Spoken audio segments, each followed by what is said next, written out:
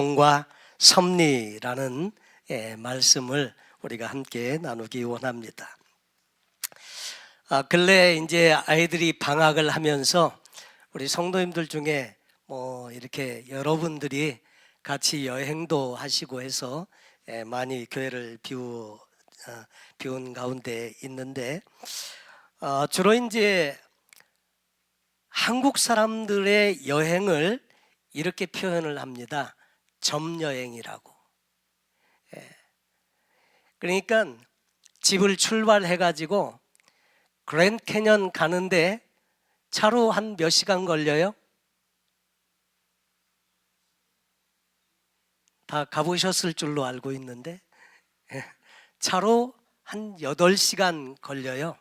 8시간 정도 운전하고 가야 하는데, 그 그랜드 캐년에 도착할 때까지는 여행이 아니에요. 한국 사람들은 거기 가야 이제 거기서부터 여행이에요. 거기 이제 인증샷 찍고 이제 그 다음에 그랜드 캐년에서 라스베가스로 간다. 그러면 라스베가스 갈 때까지는 여행이 또 아니에요. 라스베가스 도착해야 또 여행인 거예요. 그러니까 점여행이라고 표현을 해요. 찍고 가는 데마다 거기 가야 여행인 거죠. 근데 미국 사람들은 주로 여행을 선여행이라고 해요. 선으로 출발하면서부터 여행이 시작이고, 그 다음에 이제 그랜드 캐년 가도 거기도 여행 기간이고, 거기서 또 라스베가스를 가도 거기도 여행이고, 그러니까 출발해서부터 돌아올 때까지가 다 여행인 거예요. 근데 이게 신앙생활도 비슷한 부분이 있어요. 여러분, 신앙생활도 점 신앙생활이 아니고 선 신앙생활이 되어야 할 줄로 압니다. 천국에 가야만 천국 생활이 되는 게 아니고, 예수 믿고 신앙이 출발하면서부터 우리는 계속 천국 생활을 이렇게 우리의 삶에서 경험하면서 사는 삶이 참 필요하다 하는 거죠. 행크 아론이라고 하는 유명한 야구 선수가 있습니다. 그가 홈런 기록을 많이 세웠는데, 미국 야구 역사에 있어서 참 중요한 인물이 되었죠. 그가 뉴욕 양키즈 스타디움에서 홈런을 칠 때마다 한 소년이 이렇게 소리를 쳤습니다. 행크 아론, 나도 당신처럼 되고 싶어요. 나도 당신처럼 되고 싶어요. 한동안 이 소리를 무시하고 그냥 게임을 이렇게 하곤 했었는데, 그날도 홈런을 치고 이제 베이스를 돌아가지고 홈베이스까지 왔는데, 그 소년이 또 손을 들고 고함을 지릅니다. 행크 아론, 나도 당신처럼 되고 싶어요. 나도 당신처럼 되고 싶어요. 막 이렇게 소리를 질러서 행크 아론이 그 소년에게로 다가가서 이렇게 말했다고 합니다. 사실 너는 진짜 나처럼 되고 싶은 마음은 전혀 없지. 너는 단지 내가 갖고 있는 능력과 돈과 인기를 갖기 원할 뿐이야. 정말 네가 나처럼 되고 싶다면 너도 매일 새벽에 일어나서 온 몸이 땀에 젖도록 뛰어야 하고 손바닥에 피가 고이도록 공을 쳐야 하는데, 너는 그렇게 하고 싶지는 않지. 이렇게 이야기를 했다는 이야기가 있습니다. 사실 우리는 이렇게 말할 때가 있어요. 나도 예수님처럼 되고 싶어요. 예수님처럼 되고 싶어요. 그렇지만은 정말 우리가 예수님처럼 살아가는 삶의 방식을 가지고 그렇게 살려고 애쓰고 십자가 지는 삶을 살고 있느냐 생각을 해보면, 그 소년의 말처럼 되고 싶다는 말, 그 말은 맞는데 그 따라오는 삶의 부분이 참 부족할 때가 많더라 하는 것을 깨닫게 됩니다. 우리 하나님은 하나님의 일을 이루시는데 작정을 가지고 또 계획을 가지고 그 다음에 이렇게 하나님의 역사를 이루어 가시는 것을 경륜과 섭리라는 말로 표현을 합니다. 하나님의 뜻에는 하나님이 일방적으로 이루어 가시는 부분이 있는가 하면, 우리 사람이 거기에 믿음으로 반응하고 순종하면서 살아가는, 또 사람 몫의 이 관계성 속에서 인간의 의지와 함께 진행되는 것이 있다고 하는 거죠. 그러니까 하나님이 일방적으로 진행해 가시는 하나님의 역사를 경륜이라고 합니다. 경륜. 한번 따라해 보실까요? 경륜. 작정, 예, 하나님의 경륜, 작정, 그리고 계획, 이렇게 표현을 하는 것이 하나님이 일방적으로 이루어 가시는 것이고요. 그리고 하나님의 계획과 작정과 경륜 속에서 우리 사람의 의지와 그 다음에 관객성 속에서 믿음으로 순종하고 반응함으로 이루어가는 하나님의 역사의 부분을 가리켜서 우리는 섭리라고 합니다. 한번 따라해 보시죠. 섭리. 예, 섭리라고 하는 것입니다. 에베소서 1장에 보면 하나님의 구원의 작정, 예정, 경륜이 나와 있는데, 하나님 아버지는 구원의 계획을 구상을 하시고 작정하시고 우리를 택하셨다 말씀하시고, 그것을 이루기 위해서 직접 오셔서 예수님께서 십자가에 달려 죽으시고 부활하시고, 그리고 이제 그 예수를 믿음으로 말미암아 우리가 하나님의 자녀로 거듭나게 하는 성령의 역사가 기록되어져 있죠. 이것이 하나님의 예정과 계획과 이 경륜에 따라서 하나님께 삼위일체 하나님이 일하시는 것을 우리에게 설명해 주는 부분이라고 할 수 있습니다. 근데 이 경륜이라고 하는 것은 피조물이나 어떤 그 천사나 인간 누구라도 그 하나님의 경륜을 이루는 것을 방해할 수 없다, 이렇게 이야기하는데, 제한이 없는 하나님께서 일하시는 부분이 경륜에 속한 부분이죠. 저는 성경을 읽으면서 출애굽기를 읽을 때 12정탐꾼을 이제 처음에 이제 가나안 땅을 정탐하도록 보내죠. 그러면 12명의 정탐꾼이 정탐을 하고 보고를 하는데 10명의 정탐꾼은 그렇게 말했습니다. 그 땅의 실과는 참 좋고 아주 크고 좋지만은 거기에는 안악자손이라고 거인족이 살고, 그리고 성읍은 크고 그 견고해서 도저히 우리가 정복하기가 어렵다. 그들 보기에 우리는 그냥 메뚜기 떼에 불과한 그렇게 보일 것이다, 이렇게 이야기하게 되고요. 2명의 정탐꾼이 있습니다. 여호수아와 갈렙은 그러나 그 말은 맞지만 우리에게는 하나님이 계시지 않냐, 하나님이 능히 이루실 것이다, 그들은 우리 밥이다. 근데 사람들의 반응이 어땠습니까? 10명의 정탐꾼의 이야기를 듣고 그날 밤에 그냥 방성대곡을 하면서 울면서, 우리가 그냥 여기까지 와서 칼에 죽게 하려고 여기까지 데려왔냐, 모세를 원망하고 그러면서, 모세는 이제 안 되니까 한 사람의 군대 장관을 세워가지고 우리가 다 애굽으로 돌아가자, 이렇게 결론이 났어요. 모든 사람이 같이 그날 밤에 결론을 보기를. 그랬을 때 하나님께서 나타나셔서 이제 진노하십니다. 그리고 그냥 이 사람들 다 쓸어버리고 내가 모세 너를 통해서 내 뜻을 한번 이루게 해보겠다. 그랬을 때 모세가 중보하면서 기도하죠. 하나님, 그러시면 안 되십니다. 왜냐하면 만약에 그렇게 하시면 그 애굽에 있는 백성들을 다 끌어내가지고 광야에서 다 몰살시켜서 죽게 하려고 끌어내게 했다고, 그 이방 민족들이 하나님에 대해서 그렇게 말하면 안 되지 않겠습니까? 그래가지고 하나님께서 그 모세의 말을 듣고 유보시키지만은 그 한날 정탐을 한 40일을 하루를 1년씩 계산해서 40년 광야 생활을 하게 하면서 그 1세대가 다 광야에서 죽을 때까지 기다리세요.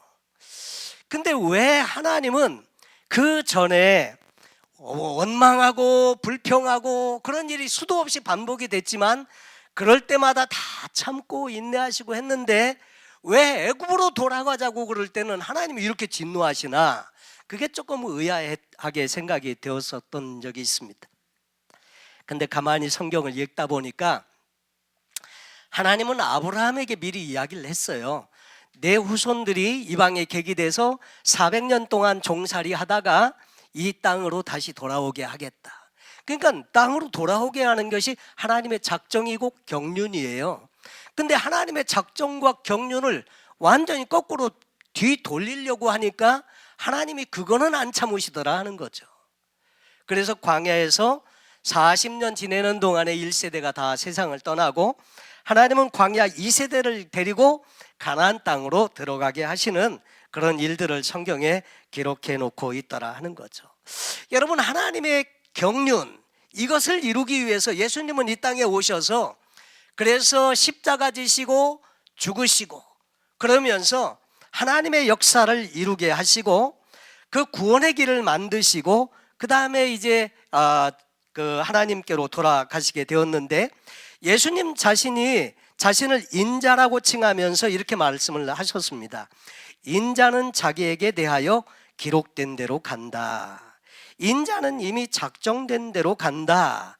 이 사복음서에 이렇게 표현을 하고 있는데, 기록된 대로, 작정된 대로, 이게 뭐예요? 하나님의 예정, 하나님의 작정, 하나님의 경륜, 하나님의 계획, 그 하나님의 계획을 이루기 위해서 작정된 대로 당신은 순종하고 가신다는 말씀을 하고 있는 것이죠.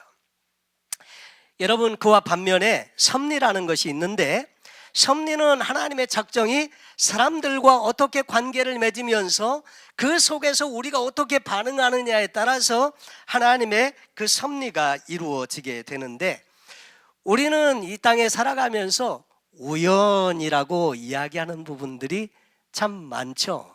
우연. 하나님께는 우연이라는 게 있을까요? 어떻게 생각하세요? 하나님은 우연이 있을까요? 아니면 모든 것이 작정이시고 계획이시고 섭리인가요? 혹은 섭리 속에 우연이 있고 우연 그 속에 혹시 섭리가 공존하는 것은 또 아닐까요? 여러 가지 이렇게 혼란스러운 생각을 가질 수 있습니다. 여러분, 성경에 보면 룻이라고 하는 이방 여인이 있는데 나오미와 함께 이스라엘로 돌아오게 되죠. 돌아와서 살 길이 막막해서 추수하는 데 가서 이삭을 주스러 나갔는데, 룻이 밭에서 이삭을 줍다가 보아스를 만나게 되는데, 보아스를 만난 것이 우연일까요? 아니면 하나님의 섭리일까요? 또 성경에 보면 야곱과 에서를 이삭이 축복을 하는데, 에서를 축복해야 하는데 이 야곱을 축복했거든요. 이게 우연히 일어난 일일까요? 아니면 하나님의 계획과 섭리일까요? 그리고 요셉이 애굽에 팔려간 것이 우연히 일어난 사건인가요? 아니면 하나님의 계획과 작정에 의한 그런 사건일까요? 요셉이 소위 뜻밖의 기회를 잘 포착해서 자기가 자수성가한 일인가요? 아니면 하나님의 계획 속에 이루어진 일일까요? 이런 여러 가지 많은 질문들을 하게 되고요. 그게 우연일까? 하나님의 섭리일까? 하나님의 작정일까? 이렇게 어떻게 성경을 보느냐에 따라서 성경의 사건들이 다 달라지게 되는데, 성경에 이루어진 이 사건들은 우연 같은데 다 보면 거기 뒤에서 배후에서 일하시는 분이 있더라 하는 거죠. 여러분, 역시 우리는 하나님의 경륜과 섭리라는 것을 생각해 보게 될 때 우리의 삶에 역시 그런 부분들이 있습니다. 근데 그것이 하나님의 작정이고 계획이고 섭리인지 당시에는 잘 몰라요. 주로 언제 아세요? 주로 언제 아세요? 안 적이 없으세요? 언제 아세요? 지나놓고 나서 보니까 알게 된 적이 참 많더라는 거죠. 당시에는 잘 몰랐어요. 근데 지나놓고 나서 보니까 그랬었구나. 요셉도 마찬가지였을 겁니다. 나중에 알고 보니까 형님들 걱정하지 마세요. 하나님이 우리 가족의 생명을 살리시기 위해서 당신들보다 나를 먼저 애굽에 보내서 이렇게 지금 터닫고 준비해 놓고 기다리게 한 겁니다. 그것을 요셉이 나중에 깨닫고 형들에게 말하지 않습니까? 여러분, 그리스도인의 삶에 일어나는 일들은 우연히 생기는 일 같이 보여도 우연이 아닌 필연적인 결과가 참 많죠. 여러분 주변에 이렇게 또 특별히 부부나 이런 분들 같이 보면 여러분이 만난 게 우연일까요? 필연일까요? 옆에 있는 분 보시고 한번 인사 나눌까요? 필연이라네요. 이렇게 한번 인사 나누시죠. 여러분, 우리가 우연히 만난 것 같고 그래도 다 하나님의 섭리와 계획 속에 이렇게 만나게 된 줄로 믿습니다. 우리의 삶에 일어나는 모든 일들은 다 다 뭔가 계획이 있고 그 안에 섭리하심이 있게 되는데, 우리는 하나님의 작정과 섭리 속에서 그럼 어떻게 살면 좋은가, 그런 내용들을 오늘 말씀을 통해서 살펴보고 은혜를 나누기를 원합니다. 첫째로 우리가 생각해 볼 수 있는 것은 우리의 삶에도 하나님의 작정과 섭리의 부분이 있다, 그것을 믿으시길 바랍니다. 성경의 인물들이 다 그렇게 되어졌듯이 저와 여러분 역시 하나님의 계획이 있고 작정이 있고 예정이 있고 그 속에 섭리하심이 있다, 이것을 믿고 사시는 것이 참 중요합니다. 여러분, 그렇게 말하면 하나님 이렇게 엄청나게 큰 우주 속에 작은 지구가 하나 있고 그 지구 안에 70억 명이나 되는 수많은 사람들이 바글거리고 살고 있는데 그 중에 나에게 하나님이 어떻게 특별한 계획과 또 예정과 작정이 있어서 이렇게 내 삶을 간섭하신다는 말일까, 이렇게 생각하실 수 있는 분이 계실지도 모르겠습니다. 근데 성경의 말씀은 뭐예요? 하나님이 우리 한 사람 한 사람에게 다 예정과 계획과 작정을 가지시고 섭리 가운데 인도해 가신다는 것이 성경의 말씀이다 하는 것입니다. 여러분, 그래서 성경에 보면 믿음의 사람들이 많이 나오는데 그들은 무슨 특별한 존재여서 그런 게 아니고요, 그들도 우리와 똑같은 사람이었다고 하는 거죠.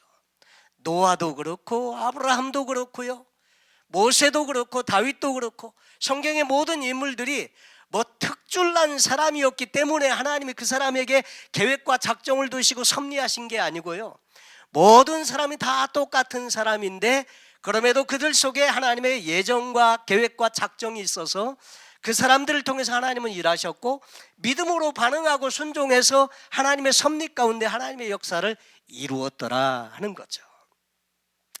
여러분, 그래서 우리는 이 하나님의 섭리와 계획과 작정 속에 살고 있는 사람들이다.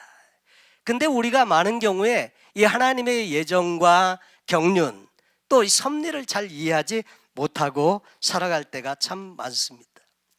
일이 좀 되는 것 같으면 이건 정말 하나님이 계획하신 거라고 작정하신 거라고 막 입에 침이 마르도록 막 이렇게 했다가 일이 좀 안 풀리면 어떻게 돼요? 이건 아닌가 봐, 이렇게 바뀌는 경우가 종종 있더라고요. 종종 있더라고요. 그래서 우리는 우리의 삶이 우연히 일어나는 게 아니고 하나님의 예정과 경륜 속에 하나님의 섭리하심과 간섭 속에 우리의 삶이 진행되고 있다는 것, 이것을 인식하고 사는 것이 필요합니다. 사실 우리는 하나님의 섭리를 미리 볼 수가 없는 때가 참 많지만 분명한 것은 하나님은 우리 한 사람 한 사람을 계획 속에서 인도해 가시고 계시다, 그것 하나는 우리가 꼭 이렇게 정리를 하시면 좋겠습니다. 두 번째로 하나님께서는 섭리를 통해서 일하시고 역사하신다 하는 것입니다. 계시록 14장 12절에는 이런 말씀이 있습니다. 성도들의 인내가 여기 있나니 저희는 하나님의 계명과 예수 믿음을 지키는 자니라. 우리가 하는 일의 어떤 부분에는 그것이 하나님의 계획 속에 있는 것인지 아닌지 혼란스러울 때가 많아요. 그리고 하나님의 섭리인지 어떤 것인지 잘 알지 못해서 늘 마음이 불안하고 또 이렇게 이렇게 초조하고 이럴 수가 있는데, 근데 하나님이 우리의 삶의 작정과 계획과 섭리를 가지고 인도해 가신다고 하면 그런 모든 환경 속에서 우리는 하나님을 신뢰하는 것이 필요하고 믿고 인내하는 것이 필요하다 하는 거죠. 그래서 이 계시록의 말씀도 성도들의 인내가 여기 있나니 이렇게 말씀을 하고 있는 것입니다. 여러분, 예수님을 믿는 우리의 신앙은 분명히 하나님께서 예수 그리스도를 통해서 구원의 작정과 예정과 섭리를 통해서 우리를 구원하시고 인도해 가시는 것도 있지만 우리 일상의 삶에서 크고 작은 모든 일에도 그런 하나님의 일하시는 부분들이 있다는 것을 우리가 믿고 그리고 인내하면서 하나님은 그 섭리 가운데 일한다는 것, 그래서 우리가 어떻게 반응하고 어떻게 살아가느냐가 대단히 중요하다고 하는 것이죠. 사실 요셉은요, 오랜 시간 하나님의 그 하시는 일을 알지 못했어요. 꿈을 꿨더니 형들의 추수단이 자기에게 절하고 또 해와 달과 11별들이 자기에게 절하는 것을 이야기했을 때 형들도 시기하고 다 그렇게 그것 때문에 미움을 받았지만 어떻게 그것이 이루어지는지는 자기도 몰랐어요. 그 종으로 팔려갈 때 하나님의 섭리하심과 계획을 자기는 몰랐고요. 그리고 누명을 뒤집어 쓰고 감옥에 있는데 감옥 속에서 언제나 얼마 동안이나 이렇게 살아야 되는지 기약도 없어요. 그렇게 살아가는 인생이 참 힘들고 어려웠을 겁니다. 그런데 그럼에도 불구하고 요셉은 하나님을 믿고 신뢰하면서 그러면서 하나님께 늘 이렇게 마음을 드리면서 살았습니다. 우리가 잘 아는 복음 성가 중에 그런 노래가 있죠. 이와 같은 때. 더 드리머라고 하는 그런 뮤지컬에 나오는 노래인데 이와 같은 때엔 난 노래하네. 그 이와 같은 때엔 난 노래. 이 어디서 부르는 노래냐면요, 감옥에 갇혀서 부르는 노래입니다. 이와 같은 때엔 난 노래하네. 하나님을 노래하네, 주님께. 어떻게 하나님이 일하실지 몰라요. 그러나 하나님의 섭리하심과 하나님의 계획과 인도하심이 있다는 것을 자기는 신뢰했기에 그렇게 감옥 속에서도 노래할 수 있지 않았을까 하는 거죠. 사도 바울과 실라 역시 빌립보 감옥 속에서 하나님을 신뢰했습니다. 복음 전하다가 옥에 갇혔고 곤장 맞았고 어렵고 착고에 채워져서 이렇게 밤을 맞고 있지만 그 속에서 하나님을 찬양하고 노래할 때 막 옥토가 흔들리고 옥문이 열리고 착고가 풀어지고 결국 그것 때문에 그 간수장이 구원받지 않았습니까? 그리고 그 일로 말미암아 빌립보 교회가 서게 되는 그런 일이 생기게 되었죠. 그래서 때때로 우리가 하나님이 어떻게 운행해 가시고 섭리하고 일하시는지 모를지라도 믿음을 가지고 하나님의 섭리에 우리가 신앙으로 반응하고 그렇게 살아가면 하나님께서 모든 삶의 순간 하나님의 뜻을 이루어 가신다는 것을 우리가 알게 됩니다. 그리고 하나님의 뜻을 따라가는데 필요한 여러 가지 조언들이 있습니다. 영적인 분별력이 필요한 것도 있고요. 또 말씀을 따라가는 삶도 필요하고요. 오늘 성경 본문에 보면 성경에 뭐라고 말씀을 하고 있습니까? 성경에 보면 동사들이 여러 가지가 등장을 하는데 거기 보면 1절에 이렇게 되어져 있습니다. 오라 너희 모든 목마른 자들아 물로 나오라. 나오라. 첫 번째 나오라. 지금 이 성경 이사야서 55장은 지금 이사야 선지자가 누구에게 예언의 말씀을 하고 있느냐면요, 나중에 장차 포로로 바벨론에 끌려가서 포로 생활을 기약 없이 할 그 후손들에게 미리 예언의 말씀을 통해서 하나님의 위로와 하나님의 그 회복의 메시지를 지금 기록해 놓은 것이거든요. 아직 되어지지 않았어요. 그런데 언젠가 그 후손들이 이 바벨론 강가에서 눈물을 흘리면서 예루살렘을 그리워하고 그렇게 정말 참담한 그 노예 삶, 그 포로로 끌려온 그 삶에서 비탄에 잠겨 있을 그들을 위해서 하나님이 이사야를 통해서 미리 회복의 메시지를 전해주고 있는 것이다 하는 거죠. 그래서 나와라. 언제 유대 나라가 회복될지도 몰라요. 그리고 하나님은 안 계신 것 같고 그들의 믿는 신앙이 송두리째에 흔들리고 그럴 때 기억하라는 거예요. 하나님께 나오라는 거예요. 두 번째, 2절과 3절에 보면 이렇게 말씀을 하고 있습니다. 너희가 어찌하여 양식 아닌 것을 위하여 은을 달아주며 배부르게 하지 못할 것을 위하여 수고하느냐? 내게 듣고 들을지어다. 그리하면 너희가 좋은 것을 먹을 것이며 너희 자신들이 기름진 것으로 즐거움을 얻으리라. 여기 보면 내게 듣고 들을지어다. 나와서 들으라는 거예요. 믿음은 들음에서 나고 들음은 하나님의 말씀으로 말미암느니라. 이렇게 말씀을 하고 있지요. 나와서 들어라 말씀을 합니다. 세 번째 6절 말씀입니다. 너희는 여호와를 만날 만한 때에 찾으라. 가까이에 계실 때에 그를 부르라. 여호와를 만날 만한 때에 찾고 가까이에 계실 때 그를 불러라. 그러면 하나님께서 만나 주신다. 그리고 7절에 보면 악인은 그 길을 불의한 자는 그의 생각을 버리고 여호와께로 돌아오라. 돌아오라. 여기 보니까 돌아오면, 그렇게 하면 그가 긍휼히 여기시리라. 우리 하나님께로 돌아오라. 그가 너그럽게 용서하시리라. 성경에 보면 언제나 그리하면 이런 말이 자주 등장을 해요. 근데 그리하면이라는 말이 나오면 이건 조건절이다 이렇게 기억하시면 돼요. 앞에 있는 하나님의 요구사항이 있으시고 그것을 이루어 드릴 때 어떤 일이 벌어지느냐, 그것이 그리하면 다음에 등장하는 내용이 바로 그 내용인 것이죠. 그리하면 하나님께서 용서해 주시고 모든 축복을 아끼지 아니하시고 회복되게 될 거다. 그 말을 계속해서 반복적으로 다른 표현으로 해주고 있습니다. 그리하면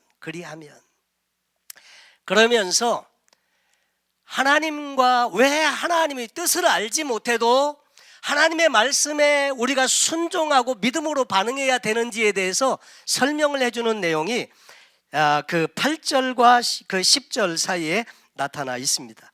왜냐하면 이는이라는 말을 왜냐하면 이렇게 설명을 합니다. 내 생각이 너희 생각과 다르며 내 길은 너의 길과 다름이니라. 여호와의 말씀이니라. 하나님의 생각과 우리의 생각이 다르고 하나님의 길과 우리의 길이 달라요. 어떻게 다르냐? 이렇게 달라요. 이는 하늘이 땅보다 높음같이 내 길은 너의 길보다 높으며 내 생각은 너의 생각보다 높음이니라. 저는 이렇게 학생 시절에 바둑을 좀 배웠었던 적이 있거든요. 바둑을 두다 보니까 고수는 도저히 이기지를 못해요. 몇 점을 깔고 바둑을 두는데도 이기지를 못해. 고수가 그 바둑 한 점을 놔두면 고민이 되는 거예요. 왜 거기에다 놨을까? 아니 그거 아무것도 없는데 왜 거기다 놓지? 근데 나중에 가다 보면 그것 때문에 그냥 완전히 판이 뒤집어지는 거예요. 여러분, 그러니까 하수와 고수의 생각이 차이가 어디에서 나요? 거기서 나는 거예요.